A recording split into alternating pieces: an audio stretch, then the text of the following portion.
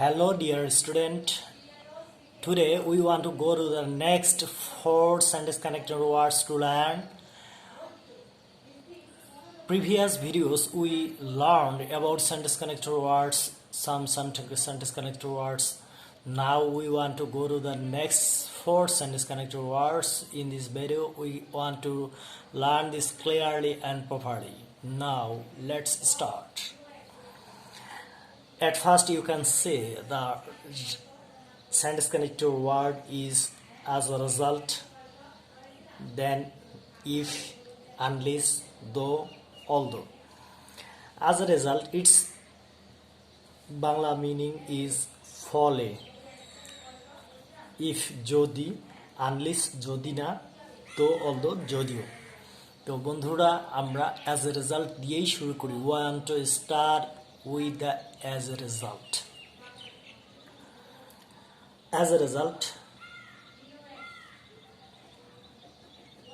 এটা মানে কি? As a result মানে হচ্ছে ফলে, অর্থাৎ কোনো কারণে একটা ফলাফল এসেছে, এই ফলাফলের সামনে আমরা as a result লিখব। অর্থাৎ কোনো কারণে একটা ফলাফল ঘটেছে, তো এই ফলাফলের পূর্বে as a result লিখব। I wanna give you some examples. At first, Rana did not read regularly. Rana নিয়মিত পড়ে নাই। He has failed in exam.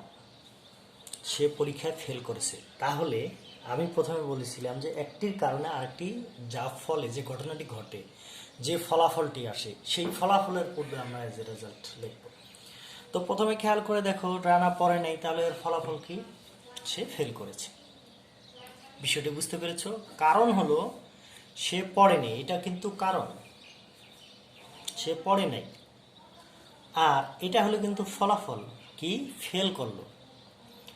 তাহলে এই যে ফলাফলের পূর্বে আমরা অ্যাজ এ রেজাল্ট বসাবো।